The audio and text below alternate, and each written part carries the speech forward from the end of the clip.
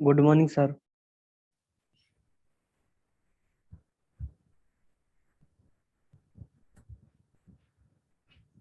Good morning Priyanka, Pushpa, Mukesh, Rahul.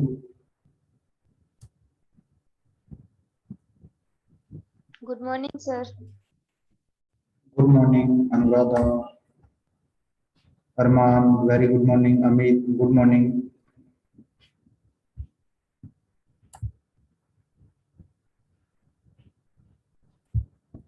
Good morning Amit.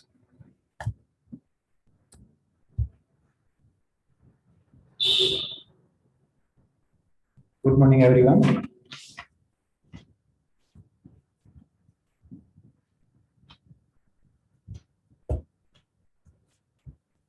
कैसे हो भी?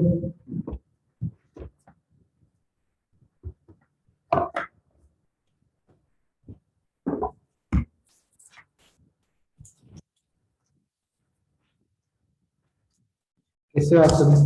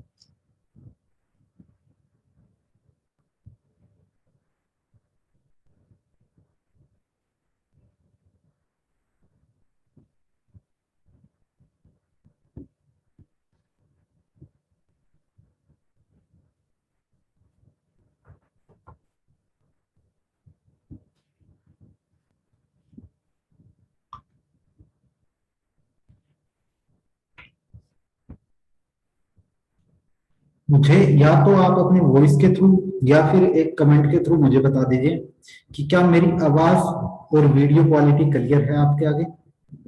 वॉइस और वीडियो क्वालिटी क्लियर है आपके आगे, मुझे एक बार कोई कमेंट करके बता दो। Yes, sir.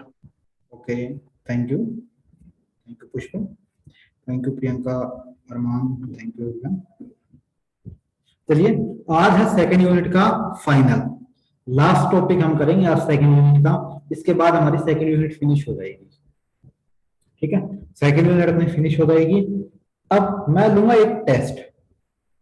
ठीक है, मैं लूंगा एक टेस्ट। टेस्ट होगा कंप्लीट सेकंड यूनिट का। ठीक है, टेस्ट होगा कंप्लीट सेकंड यूनिट का। ठीक है, उस टेस्ट को करने का टाइम मैं पूरा एक दिन दूंगा, पूरा एक दिन दूंगा उस टेस्ट को करने का टाइम में। ठीक है, लेकिन बात क्या होगी उस टेस्ट की, चलो उस टेस्ट के बारे में लास्ट में जिक्र करूंगा, एक बार ये टॉपिक फिनिश हो जाए फिर भाई वीडियो से ही, वीडियो कॉन्फ्रेंस के थ्रू ही मैं आपसे बात करूंगा उस टेस्ट के। ठीक है, पहले टॉपिक फिनिश करते हैं, उसके बाद बात करते हैं। चलिए, टॉपिक है to determine internal resistance of cell. To determine internal resistance of cell, जिसके हमने दो पार्ट कर लिए थे।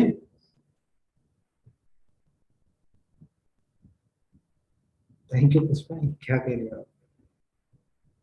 ठीक है, दो पार्ट हमने इसके कर लिए थे पहले, दो यूज हमने इसके कर लिए थे। ये देखो, दो यूज हमने किए थे इसके पहले।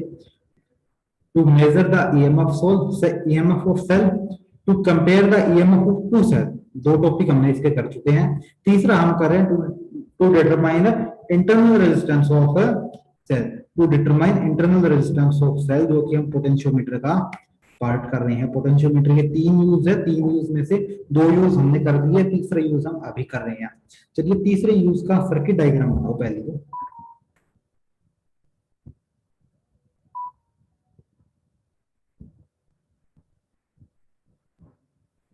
सर्किट डायग्राम बनाओ पहले।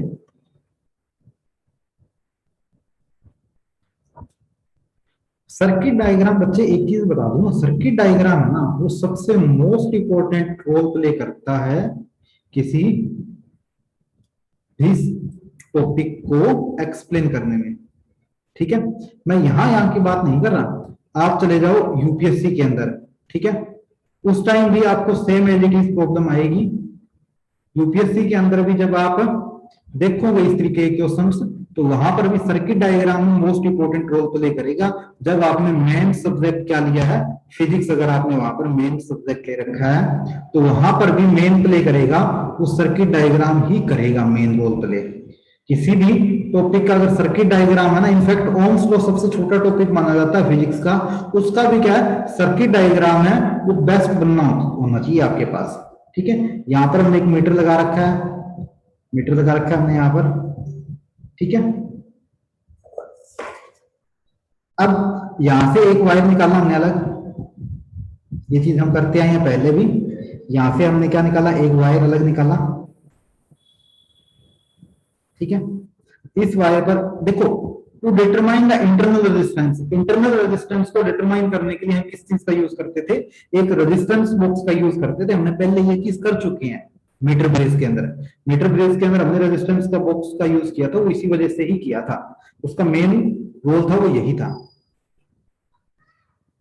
एक सेल लगा दिया मैंने यहां पर, क्लियर है। ये इसका क्या इंटरनल रेजिस्टेंस है, ईएमएफ इसका क्या एप्सिलॉन है।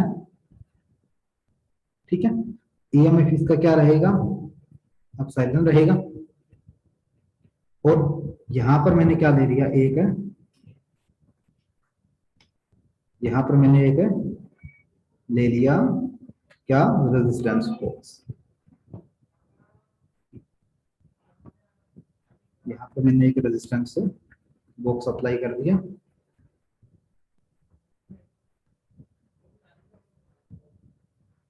क्लियर है।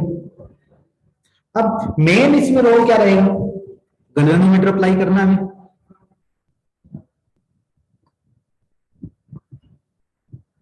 गैल्वेनोमीटर अप्लाई कर दिया। चलिए, गैल्वेनोमीटर अप्लाई कर दिया, यहां पर एक की भी लगानी है अपने को, यहां पर एक की लगती है। ठीक है, अब बात जब भी आएगी किस चीज की, फिजिक्स की, फिजिक्स की जब भी बात आएगी, और जहां पर हमने इंटरनल रेजिस्टेंस का रोल प्ले हो रहा है, देन उसके साथ किस चीज का रोल प्ले हो रहा है, रेजिस्टेंस बॉक्स का, तो वहां पर एक पाथ बनेगा।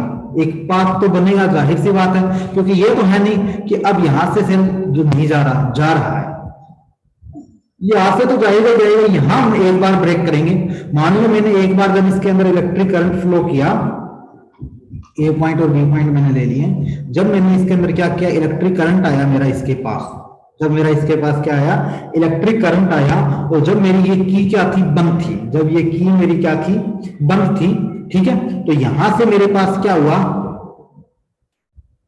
मान लो जो जॉकी से इस वायर के ऊपर रब किया, तो यहां पर मान लो क्लिक हुआ, ये जो कि डिस्टेंस मैं बता दूं, यहां तक की डिस्टेंस मैंने ले ली L1, यहां तक की डिस्टेंस मैंने ले ली L1। यही चीज हम करते हैं, ये पहले एक जगह L1 पे क्लिक हो रहा था, दूसरी जगह L2 पे हमारा क्या हो रहा था, जो मीटर जो ब्रिज था अपना, वो ब्रिज क्या हो रहा था, न्यूट्रल हो रहा था, ठीक है। मतलब क्या था कि उसके बीच में करंट नल पॉइंट या नल डिफ्लेक्शन शो हो रही थी किसके अंदर, गैल्वेनोमीटर के अंदर, इसी वजह से वो चीज हम पॉइंट देखते आए थे। दूसरा केस मैंने लिया कि इसके अंदर इलेक्ट्रिक करंट हो रहा है, इस की को मैंने ना ऑन कर दिया, इस की का जो सर्किट है, यहाँ पर जो सर्किट ब्रेक हो रहा था, इस सर्किट को मैंने ब्रेक नहीं होने दिया, ये सर्किट पर्टिकुलर वर्क कर रहा है, ये सर्किट पर्टिकुलर वर्क कर रहा है। अब ये सर्किट पर्टिकुलर वर्क कर रहा है, तो इसके केस में यहां पर इलेक्ट्रिक करंट कितना आएगा, ये चीज मत पूछना कि आई कहां से, एक टॉपिक मैंने पहले करवाया, इस तरीके की वैल्यू लिखूंगा तो आप क्लियर हो जाओगे। एप्सिलॉन अपॉन में R plus R, I think अब कोई प्रॉब्लम नहीं होगा किसी के। किस वजह से आया, क्योंकि हमने यहां पर एक पाथ डिसाइड किया, एक पाथ लिया, उस पाथ से हम ये सारी वैल्यू निकाल सकते हैं, एज इट इज सारी की सारी वैल्यू निकाल सकते हैं, एज इट इज, क्लियर है, एज इट इज हम सारी की सारी वैल्यू निकाल सकते हैं। ये किसके केस में, इसके केस में। अब इस पॉइंट पर मैं बात करूं, जब ऊपर वाला चल रहा था, इस पॉइंट पर क्या था, epsilon minus I R. I R क्यों आया पता है ना, कि ये क्या है, जब करंट और रेजिस्टेंस की जो डायरेक्शन है वो सेम हो जाए, उस टाइम एक यूज किया जाता है सिंबल, और जब ऑपोजिट हो जाए तब एक यूज किया जाता है, जैसे अप से। सर हाँ जी बोलो। रेजिस्टेंस की डायरेक्शन को कैसे पता लगाएंगे सर? रेजिस्टेंस की डायरेक्शन को पता नहीं लगा सकते, उसके अंदर इलेक्ट्रिक करंट की डायरेक्शन को पता लगा सकते हैं। इलेक्ट्रिक करंट और पाथ की डायरेक्शन अगर सेम हो जाए तो रेजिस्टेंस वो नेगेटिव हो जाता है। Okay sir. ठीक है, एप्सिलॉन देखो यहां से अप से मतलब लो से हाई जा रहा है तो प्लस का आ गया, मतलब बढ़ रहा है प्लस का आया। अब इलेक्ट्रिक करंट और पाथ की डायरेक्शन सेम है, तो यहां पर क्या आएगी, पोटेंशियल डिफरेंस क्या आएगा, वी।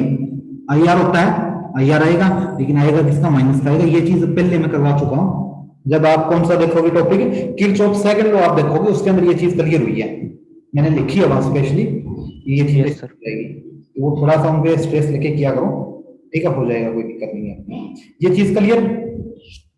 अब जब इसके अंदर इस सर्किट से इलेक्ट्रिक करंट पास हो रहा है, तो नल पॉइंट जो डिफ्लेक्शन शो हुई, वो कौन से पॉइंट पर नल पॉइंट डिफ्लेक्शन शो हुई, वो देखो। मान लो वो कहां पर जाके अटकी, यहां पर जाके अटकी। मान लो इस बार डिस्टेंस क्या थी, L2 थी। एक चीज ध्यान करोगे, मैंने इस बार थोड़ा सा आपके माइंड को पजल करने के लिए L1 डिस्टेंस है वो ज्यादा बड़ी ली है, L2 डिस्टेंस मैंने छोटी ली है। हालांकि इससे पहले कि दो हमने यूज किए थे उसमें L1 छोटा था, L2 बड़ा था, लेकिन यहाँ पर L2 है वो छोटा ले लिया मैंने, ताकि आपके माइंड में ये भी डाउट ना रहे भी कम ज्यादा हो सकती है ये वैल्यू।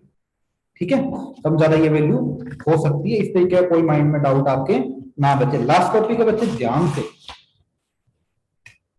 ठीक है, आगे बढ़ो। अब इसमें लिखने वाली चीजें, जो इसमें कैलकुलेस होगी वो चीजें देखते हैं। If K is open and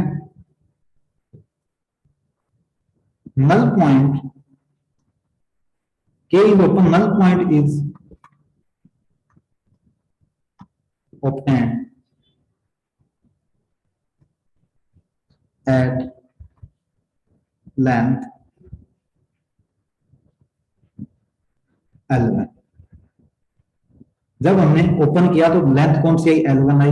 V upon में L होता है इंटू L1 डिस्टेंस आ गई, इज इक्वल टू किसके होता है, एप्सिलॉन के। तो वैल्यू क्या है, इस चीज को मैं क्या लिखता आया था, K लिखता आया था, प्रीवियस टॉपिक देखोगे पता चल जाएगा। और L1 इक्वेशन क्या आ गई, फर्स्ट आ गई।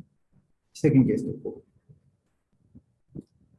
इफ K is closed मैंने जब जॉकी को क्लोज कर दिया and null point is obtained at length L2 L2 point के ऊपर हमारा शो हुआ तो V upon L into L2 is equal to epsilon, लेकिन यहाँ अपसाइलन तो वैल्यू नहीं होगी, अपसाइलन तो वैल्यू नहीं होगी क्योंकि दोनों चीजें ऑन है ना, दोनों चीजें दोनों से जा रहा है। पहले हमने क्या किया था, इस सर्किट को ऑन रखा था, इसको बंद किया था, इस सर्किट को ऑन रखा था, इसको बंद किया था, लेकिन अब तो दोनों के दोनों चल रहे हैं सर्किट, इसमें से भी आ रहा है और इसमें से भी आ रहा है, दोनों में से आ रहा है, तो मेरा रिजल्ट क्या यूज होगा, मेरा रिजल्ट यूज होगा ये, मेरा रिजल्ट यूज होगा ये, क्योंकि नेट तो मेरे पास इतना है, आईआर तो मेरे पास इतना है, क्योंकि यहां पर फिर अप्लाई कौन सा हो जाएगा, इस पॉइंट पर अप्लाई कौन सा हो जाएगा, पाथ रूल अप्लाई हो जाएगा, कौन सा, किरचॉफ से सेकंड लॉ, किरचॉफ से सेकंड लॉ अप्लाई हो जाएगा। तो यहां पर अपसाइलन माइनस आईआर होगा, अपसाइलन माइनस आईआर होगा बच्चे, इस चीज के लिए आप ध्यान रखोगे, अपसाइलन माइनस आईआर होगा, तो मतलब क्या हो जाएगा, ये तो के हो जाएगा into L2 is equal to epsilon, i की वैल्यू क्या होती है, आई की वैल्यू क्या होती है, अपसाइलन अपॉन में R plus R minus epsilon upon में आर प्लस आर इंटू मेरी आर चल रही है, इंटू मेरी आर चल रही है। एलसीएम ले लो भी इसका, एलसीएम लेना हमें आता है अच्छा खासा, एलसीएम लेना तो हमें आता ही है, ठीक है। अपसाइलन मैंने कॉमन ले लिया, साइलेंट मैंने कॉमन ले लिया, अब एलसीएम ले लो, आर प्लस आर, 1 बचा तो आर प्लस आर माइनस का आर बचा है, माइनस का आर बचा, अब लेने के बाद कैंसिल आउट हो गया, रिजल्ट क्या आया मेरा, K into L2 is equal to epsilon R upon में आर प्लस आर, इक्वेशन कौन सी आ गई, सेकंड आ गई, इक्वेशन क्या आ गई, सेकंड आ गई। कोई दिक्कत है यहां तक बताओ भाई किसी की, नो सर। इस चीज में किसी को प्रॉब्लम है तो बताओ, सारे के सारे बच्चे कमेंट करो, फिर सारों का क्लियर हो गया। तो आज आपके पास पूरा टाइम है, सबके कमेंट देख सकता हूँ, सबके डाउट्स ले सकता हूँ, सबसे बातें भी कर सकता हूँ, आज पूरा टाइम मेरे पास है, क्योंकि लास्ट टॉपिक है, सिर्फ 1 मिनट का टॉपिक हो रहा है, फिनिश हो जाएगा, जल्दी से बताओ, किसी को प्रॉब्लम है यहाँ तक, तब तक मैं पानी पी लेता हूँ। नो प्रॉब्लम, अनुराधा, पुष्पा, प्रियंका,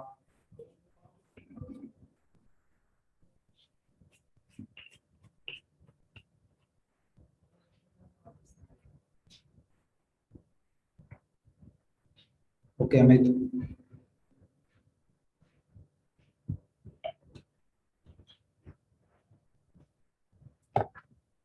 गोविंद बच्चे काफी दिनों से आप एब्सेंट चल रहे हो, ठीक है, तो रेगुलरिटी रखो अपनी क्लास में, आपने देखा होगा अटेंडेंस आपकी रेगुलरली एब्सेंट ही शो हो रही है, तो थोड़ा सा आप रेगुलरिटी रखो बच्चे क्लास में। ओके अनिता क्लियर है, okay thank you everyone. Physics अब ठीक ठाक आ रही है ना समझ में, देखो 1-2 दिन शुरुआत में मुझे पता प्रॉब्लम आई थी कि नया टीचर जब आता है तो प्रॉब्लम आती है, कोई भी हो, अगर आप अपनी मम्मी के साथ जब छोटे थे किसी शादी में जाते थे रिलेटिव्स की, जहां 2 से 3 दिन आपको रहना पड़ता था, तो फर्स्ट डे आपका क्या था, इसी तरीके से ही निकलता था कि पता नहीं कहाँ आ गए, ना मन लग रहा है, सिर्फ मम्मी के साथ ही रहते थे, बाहर जो बच्चे और घूम रहे हैं उनके साथ नहीं घूमते थे, ऐसी चीजें आप नहीं करते थे, ठीक है। लेकिन धीरे धीरे एक दिन बाद आप उस चीज के लिए एक्चुअल हो जाते थे, आपका वामन लग जाता था। वही चीज होती है स्कूल लाइफ भी आपकी। स्कूल लाइफ में क्या होता है, हमें नए टीचर्स के साथ अट्रैक्शन नहीं बनती। जब आप कॉलेज लाइफ में आ जाओगे, कंपटीशन लाइफ में आ जाओगे, तब आपको ये चीजें नहीं लगेगी, क्योंकि हर सब्जेक्ट का नया होगा। कई बार तो फिजिक्स एक के ही 2-2 टीचर दे दिए जाते हैं, क्लासिकल फिजिक्स का अलग दे दिया जाता है, मॉडर्न फिजिक्स का अलग दे दिया जाता है टीचर्स, ठीक है। जब आप एक एक कंपटीशन लाइन में आ जाते हो, नीट है, आईआईटी है, ठीक है, एयरफोर्स है, डिफेंस के अंदर आ गए, एनडीए में आ गए, इन सारी चीजों में अगर आ जाते हो, उसके बाद में ये चीजें आपको कोई नहीं लगती कि नया टीचर आ रहा है, नहीं, बस नया टीचर आ रहा, हमारा काम है सिर्फ पढ़ना। माइंड में ये सेट करो कि आज हमें कुछ नया सीखने को मिलेगा, आज हम कुछ नया सीखेंगे, ये माइंड में सेट करोगे, डेफिनेटली सक्सेसफुल होने से कोई नहीं रोक सकता। और जिस दिन ये चीजें आपके माइंड में आ जाती है कि आज नया टीचर है, आज उस टीचर का टेस्ट लेते हैं, उसमें टीचर का कुछ नहीं जाएगा। एक छोटे भाई बहन के रिलेशन से आपको बता रहा हूं मैं, कि एक स्टूडेंट टीचर के रिलेशन से, ठीक है, सभी छोटे हो मेरे से, ठीक है, छोटे भाई बहन के रिलेशन से बता रहा हूं कि इन चीजों से टीचर्स का किसी का भी कुछ भी नहीं जाएगा, कुछ भी नहीं जाएगा, ठीक है। और जो स्पेशली जो साइंस साइड के टीचर्स है, फिजिक्स है, केमिस्ट्री के है, बायोलॉजी के है, मैथ्स के है, इन टीचर्स का तो बिल्कुल भी नहीं जाएगा। चलो और है आर्ट्स के टीचर है, हिंदी इंग्लिश के मान लो, तो उनको तो कई बार प्रॉब्लम हो जाती है, रिपीट सेशन में स्कूल वगैरह नहीं मिलता उनको, उनकी होती है, लेकिन साइंस वाले टीचर्स को तो एडवांस में स्कूल मिलने पड़े रहते हैं। तो लॉस किसका होता है? आपका होता है, ठीक है, टीचर्स का नहीं होता। टीचर्स को पता है भी कितनी नॉलेज आपको देनी चाहिए, किस पॉइंट तक ही आपको बताना चाहिए, उतना ही बताएगा। लेकिन जब आप टेस्ट लेना शुरू कर देते हो तो वो बताने जितना बता रहा है ना, वो उतना भी पूरा नहीं बताएगा कभी भी। अपने आप को इस तरीके से प्रिपेयर करो कि जो मुझे चीज मिल रही है ना, उस चीज में मैं और ज्यादा आगे बढ़ूंगा। लेकिन बढ़ूंगा कैसे? टीचर्स की हेल्प से, न कि टीचर्स के अगेंस्ट होकर। टीचर्स के अगेंस्ट होकर, गुरु के अगेंस्ट होकर आज तक कोई कामयाब नहीं हुआ बच्चे। जिस अकेडमी में मैं बैठा हूँ, अरमान तो आया है एक दो बार, पढ़ा भी है इस अकेडमी में, ठीक है, और भी बच्चे में भी पढ़े हुए होंगे। जिस अकेडमी में मैं बैठ के क्लास ले रहा हूँ, जिस अकेडमी को मैं होल्ड कर रहा हूँ प्रेजेंट में, 2010 के अंदर मैं उस अकेडमी में खुद स्टूडेंट था। 2010 से लेके 2016 तक मैं उस अकेडमी में खुद स्टूडेंट रहा हूँ, 6 साल स्टूडेंट रहा हूँ फिजिक्स का। ये देखो कितनी बड़ी बात है कि जिस अकेडमी में मैं खुद पढ़ा हूँ, वो अकेडमी आज मैं खुद होल्ड कर रहा हूँ। क्यों? क्योंकि मैंने ये चीजें नहीं की कभी भी, मैंने पॉजिटिव वे से चला, पॉजिटिव वे से चला, ठीक है। जिनका मैं स्टूडेंट रहा, आज वही टीचर्स मुझे क्या कर रहे हैं, हायर कर रहे हैं, सर आप यहाँ पढ़ाओ हमारे पास। इनफैक्ट ऐसा केस भी बना है कि जाखोद गांव है, आपने सुना होगा जाखोद गांव का, उसमें 2 स्कूल चलते हैं, एक तो ब्लूमिंग चाइल्ड चलता है और एक मोनिका सीनियर सेकेंडरी स्कूल चलता है।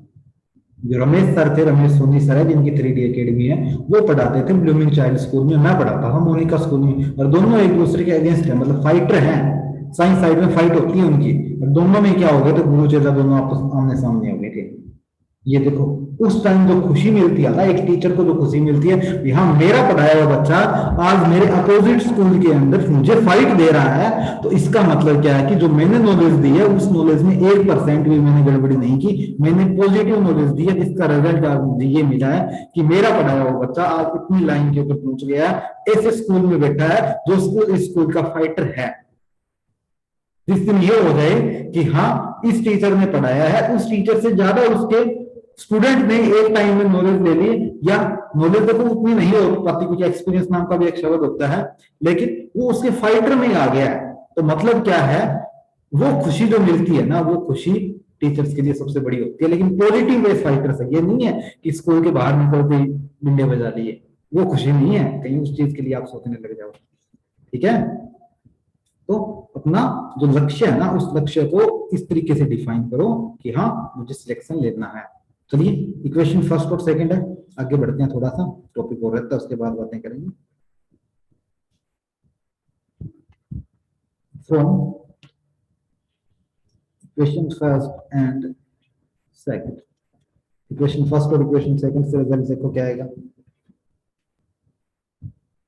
KL1 अपॉन में KL2 is equal to epsilon upon में साइलन R प्लस R, ठीक है।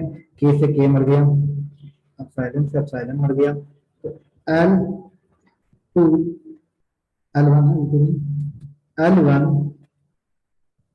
अपॉन में L2 इज इक्वल टू, ये चीज ऊपर चली जाएगी, R प्लस R अपॉन में R।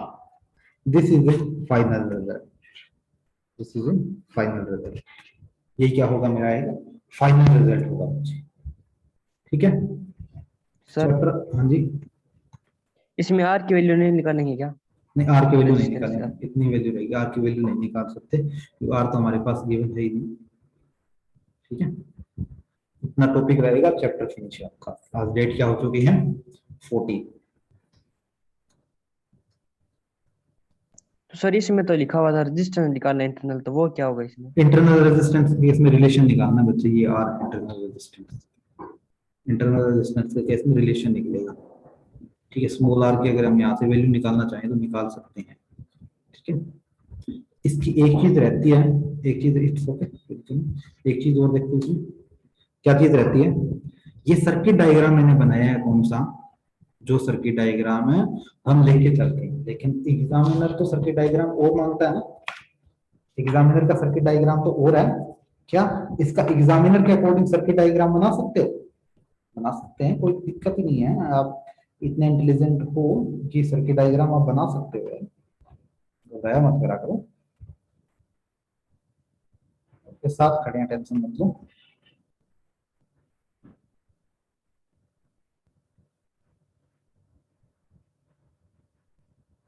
कभी भी बच्चे किसी भी चीज की जरूरत हो ना, स्टडी के रिगार्डिंग किसी भी चीज की जरूरत हो, एनी टाइम मुझे कॉल करो, एनी टाइम मुझे कॉल करो।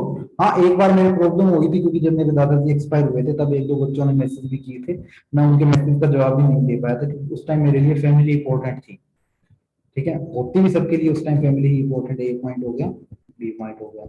ठीक है, लेकिन इसके अलावा जब भी आपको कोई काम हो स्टडी के रिगार्डिंग, जब आपका मन करे उसी टाइम कॉल करो। रात को 2 बजे तक तो मैं सोता भी नहीं, 2 बजे तक तो मैं खुद स्टडी करता हूँ, 2 बजे तक तो आपको रिप्लाई डेफिनेटली मिलेगा ही मिलेगा। ठीक है, तो उसके बाद अगर मैं सो भी जाता हूँ तो मॉर्निंग में आपको रिप्लाई मिल जाएगा।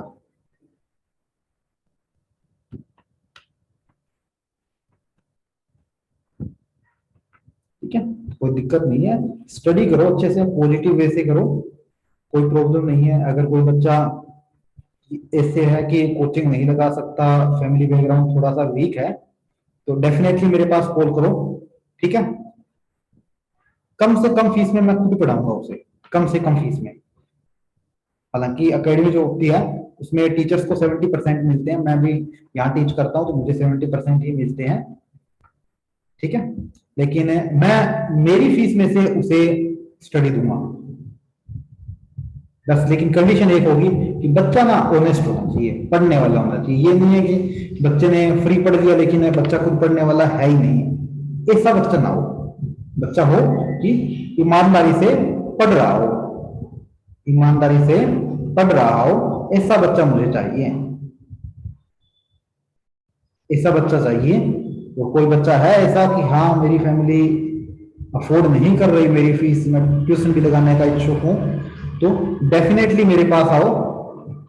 ठीक है, मेरे कॉन्टेक्ट नंबर आप सबके पास है। ठीक है, मैं उसे फ्री पढ़ाऊंगा, जितनी फीस कम से कम वो फीस दे सकेगा, उस फीस में अगर वो कम से कम फीस भी नहीं दे सकेगा तो मैं उसे फ्री भी पढ़ाऊंगा, मेरा सब्जेक्ट, कोई दिक्कत नहीं है उस चीज में। लेकिन कामयाब बनो बच्चे, कामयाब बनो। टॉपिक फिनिश हो चुका है अपना। ठीक है, टॉपिक फिनिश हो चुका है, यहाँ तक का अपना टॉपिक है बच्चे, ये बुक का सर्किट डायग्राम होगा। ठीक है, अब थोड़ी देर अपने टेस्ट के बारे में बता देता हूँ, मैं टेस्ट भी लूंगा। ठीक है, यहाँ तक आप कर लोगे अच्छे से।